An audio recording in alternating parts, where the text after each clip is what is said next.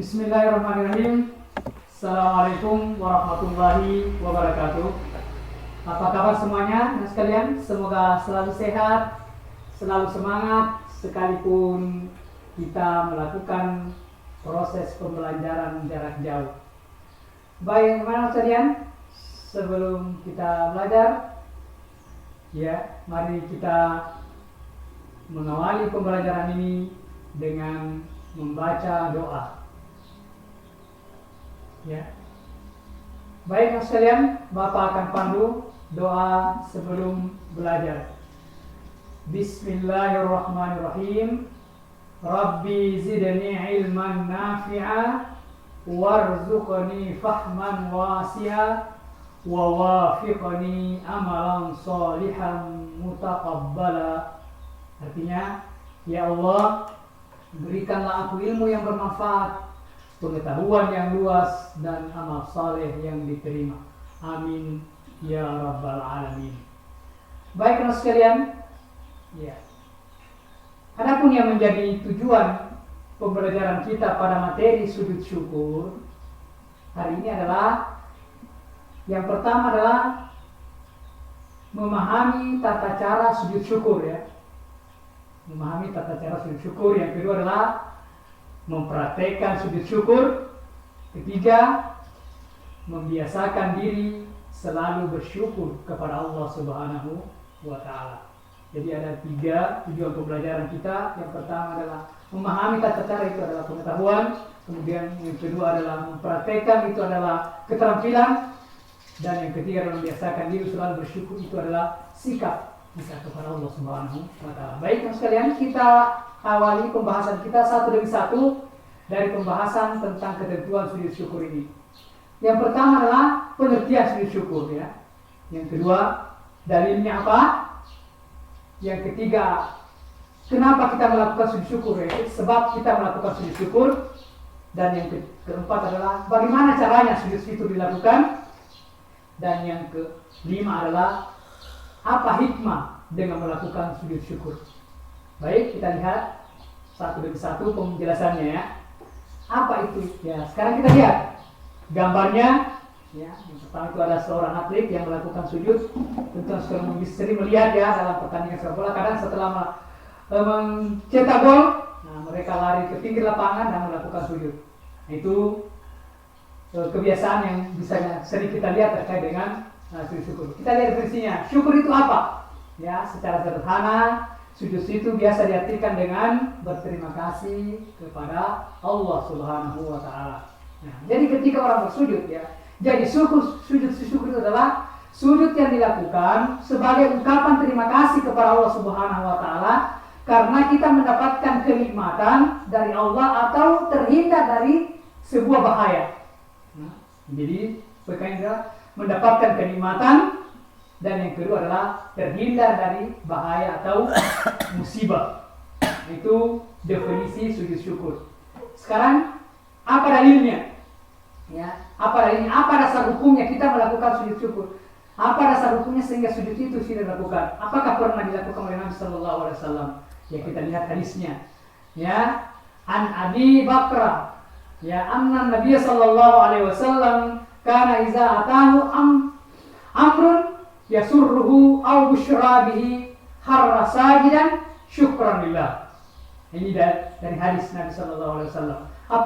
Apabila datang kepada Nabi Sallallahu Alaihi Wasallam kabar yang menggembirakan atau membahagiakan, beliau langsung bersyukur, bersujud untuk berterima kasih kepada Allah Subhanahu Wa Taala. Ini dasar hukum kita melakukan sujud syukur, mendapatkan sesuatu yang menggembirakan. Jadi sekalian, umpamanya mendapatkan nilai yang tinggi, kita ungkapkan kegembiraan itu dengan bersujud syukur. Ini dasarnya, baik, sekarang sebab-sebab sebab-sebab seseorang melakukan sujud syukur. Sebabnya ada 2. Yang pertama adalah mendapatkan nikmat dari Allah Subhanahu wa Ta'ala, mendapatkan nikmat apapun bentuknya.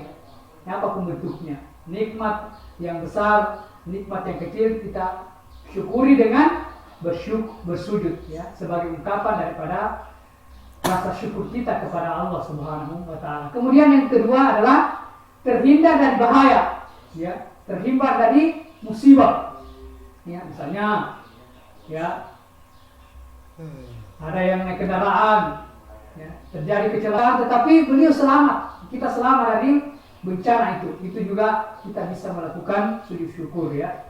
Bahkan sekalian sering melihat di TV, ya, dalam acara yang benar rumah itu, orang yang tidak mampu tiba-tiba didatangi seorang, mendapat dia diperbaiki rumahnya, mereka langsung bersyukur. Itu karena mendapatkan nikmat. Itu sebab, ya, mendapatkan nikmat, ya. Nikmat itu banyak sekali, ya. Nah, tidak usah kita, nah sekalian bisa menentukan sendiri jenis-jenis nikmat yang diberikan oleh Allah Subhanahu wa taala. Kemudian juga bahaya itu juga banyak jenisnya. Ya, kalau kita terhindar dari itu, kita bersyukur kepada Allah Subhanahu wa taala. Yang ke pembahasan selanjutnya adalah bagaimana cara ya melakukan sujud syukur. Yang pertama adalah kita menghadap kiblat, ya. Nah, kita menghadap kiblat, ya. Nah, kemudian kita meniatkan untuk bersyukur kepada Allah Subhanahu wa taala. Ya. Nah, kalau mau membaca, nah ini bisa kita baca subhanallah walhamdulillah wala ilaha illallah wala haula wala quwata illa billahil aliyyil azim. Ya. Tanpa membaca juga itu, yang intinya di sini adalah sujudnya, ya, karena perhitungannya di sini adalah beda bacaan, beda ketentuan yang terkait dengan bacaan dalam bacaan sholat, ya. Tapi kalau sujud syukur memang yang penekanannya di sini adalah sujudnya, bukan pada bacaannya. Nah, itu. Baik, sekalian. Nah, hikmah. Ya, apa hikmah sujud syukur itu dilakukan? Yang pertama adalah terhindar dari sikap sombong atas nikmat yang diterima. Dengan sujud syukur ini, dia menyadari bahwa nikmat yang diterima adalah anugerah dari Allah Subhanahu wa taala, bukan karena kehebatannya. Jadi orang yang mendapatkan bersyukur kan mendapatkan nikmat, dia terhindar dari kesombongan, ya.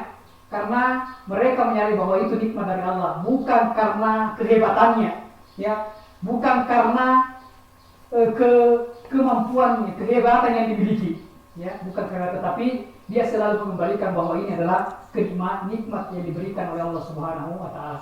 Yang kedua adalah ada kepuasan, ya, ada kepuasan batin ketika orang melakukan sujud syukur, ya, mereka merasa puas, ya, karena mereka mengembalikan bahwa ini adalah karunia dari Allah Subhanahu wa taala. Kemudian yang ketiga adalah mendapatkan tambahan nikmat dan keberkahan dari Allah Subhanahu wa taala, ya. Karena orang yang bersyukur itu akan ditambahkan nikmat, ya. Ditambahkan nikmat itu di dalam surah Ibrahim, ya. La in syakartum la azidannakum wa la in kafartum inna azabi lasyadid. Artinya, jika kamu bersyukur, saya akan tambahkan, ya. Jika kamu ingkar, nah, itu adalah azab Allah Subhanahu wa taala. Jadi orang yang selalu banyak bersyukur, insyaallah akan selalu ditambahkan nikmat. Jadi sekalian, perbanyaklah bersyukur kepada Allah Subhanahu wa taala, mendapatkan nikmat ataupun terhindar dari musibah. Nikmat itu ditambahkan dan musibah itu dihindarkan. Dan yang keempat adalah kita semakin dekat kepada Allah Subhanahu wa taala, ya. Orang yang selalu banyak bersujud itu akan memiliki kedekatan kepada Allah Subhanahu wa taala.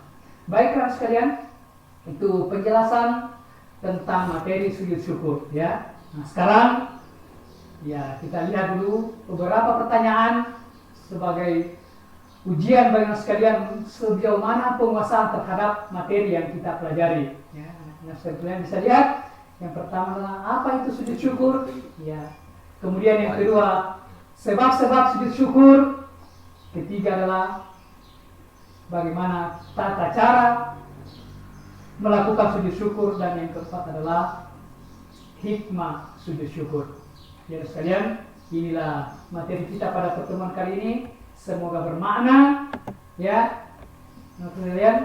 Ya, dan saya pesankan supaya tetap sekalian menjaga kesehatan, ya, rajin beribadah kepada Allah Subhanahu wa taala, dan jangan lupa tugas-tugas yang diberikan supaya dikumpulkan tepat waktu, jangan menunggu lama.